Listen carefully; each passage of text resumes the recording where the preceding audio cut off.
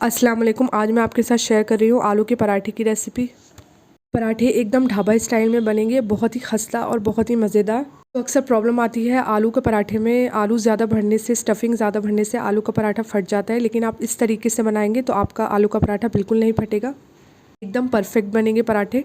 तो यहाँ पर पराठों के लिए मैंने सबसे पहले ले लिया है एक बड़े बोल में 2 कप आटा और आधा कप यहाँ पर मैं बेसन डाल दूँगी, जिससे पराठे बहुत ही सॉफ्ट बनेंगे और एक पराठों में बहुत ही अच्छा सा टेस्ट आएगा। 2 चम्मच यहाँ पर मैं डाल दूँगी तेल, और तेल के बदले आप चाहें तो घी भी ले सकते हैं। और आधा चम्मच नमक डालने के बाद इसको अच्छे से मिक्स कर लें। फिर थोड़ा थोड़ा पानी डालकर, जैसे आप नॉर्मल आटा गूँथते हैं वैसे गूँथ लें। ये ज़्यादा पतला नहीं होना चाहिए और ना ही ज़्यादा टाइट होना चाहिए। आटे पे हल्का सा ऑयल लगाकर इसे साइड में रख दें 20 से 25 मिनट के लिए। आलूओं की स्टफिंग तैयार कर लेते हैं पराठों के लिए। तो यहाँ पर मैंने 7 से 8 आलू ले लिए हैं, जिसको मैं ग्रेट कर लूँगी। कद्दूकस में इसे अच्छे से घिस लें। सारे आलू घिसने के बाद यहाँ पर डाल लेंगे मसाले। मसालों में मैं ½ टी स्पून नमक डालूँगी। नमक मैंने आटे में भी डाला है, तो ध्यान रखना है नमक यहाँ पर कम ही लेना है। और ½ टी स्पून इसमें लाल मिर्च पाउडर लेनी है। 1 टीस्पून इसमें चाट मसाला डालना है। मैंने 2 हरी मिर्च ली हैं, जिसको छोटा छोटा काट लिया है, और प्याज को भी काट लिया है। प्याज को इस तरीके से काटें जिस तरीके से हम ऑमलेट में काटते हैं। यहाँ आधी प्याज काटी है मैंने, और इसमें मैंने 2 चम्मच हरा धनिया काट कर डाला है। इन सबको अच्छे से इसमें मिला लें। स्टफिंग तैयार हो गई है इसकी, और अब पराठा बना लेते हैं। यहाँ पर पराठों के लिए मैंने एक छोटा सा पेड़ा ले लिया है, नॉर्मल साइज़ का पेड़ा जो आप रोटी या पराठे के लिए बनाते हैं। और उसको हल्का सा पहले बेलने के बाद फिर इसमें स्टफिंग भरेंगे। थोड़ा सा बेलने के बाद इसको इसमें डाल देंगे स्टफिंग। और पराठे बनाने के लिए यहाँ पर आटा जितना सॉफ्ट और अच्छा गूंधा हुआ होगा, उतने ही पराठे आपके बढ़िया बनेंगे, सॉफ्ट बनेंगे एकदम। अब इस तरीके से इसमें स्टफिंग डाल दें और इसको सारे साइड से उठाकर हल्का सा इसको मोड़कर दबा दें। और हाथों से ही इसको अभी मैं बेल लूँगी। हाथों से ही इसको पराठे को थोड़ा बड़ा कर लूँगी, क्योंकि आटा सॉफ्ट है तो ये आसानी से इस तरीके से बड़ा हो जाएगा हाथों से।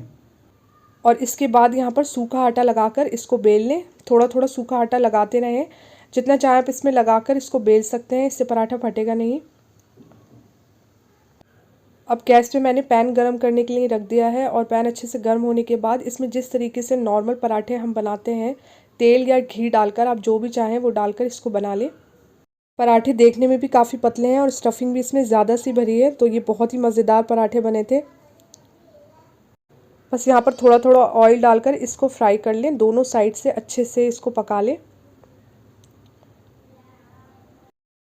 ये पराठा अब यहाँ पर तैयार हो चुका है। अब दूसरे तरीके से भी हम बना लेंगे पराठे को, जो डबल करके बनाते हैं बीच में स्टफिंग भर के। इसके लिए यहाँ पर मैंने 2 छोटे छोटे पेड़े ले लिए हैं। पहले हाथ से इसको अच्छे से फैला लें। इसके बाद इसमें स्टफिंग भर दें। भरने के बाद इसको हाथों से ही दोबारा फैला लें, और इस तरीके से फैलाना है कि इसके सारी जो साइड्स हैं वो अच्छे से बंद हो जाए, ताकि स्टफिंग बाहर नहीं आए और बीच में अच्छे से ये स्टफिंग जो है वो फैल जाए। बस इसको भी आटा डालकर, सूखा आटा डालकर दोनों साइड से अच्छे से बेल लें।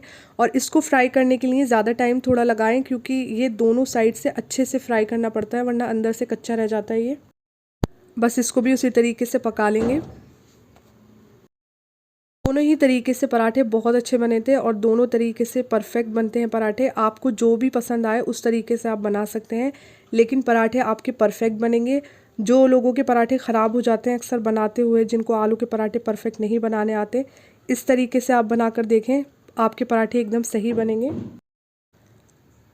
पराठे तैयार हैं, इसे गर्मा गर्म सर्व करें दही और हरी चटनी के साथ। हरी चटनी की रेसिपी मेरे चैनल पर है, उसका लिंक भी मैं डिस्क्रिप्शन बॉक्स में डाल दूँगी, तो आप इस रेसिपी को ज़रूर ट्राई कीजिए। अगर वीडियो पसंद आए तो मेरे चैनल को सब्सक्राइब करें, और वीडियो को लाइक और शेयर ज़रूर करें। अल्लाह हाफ़िज़।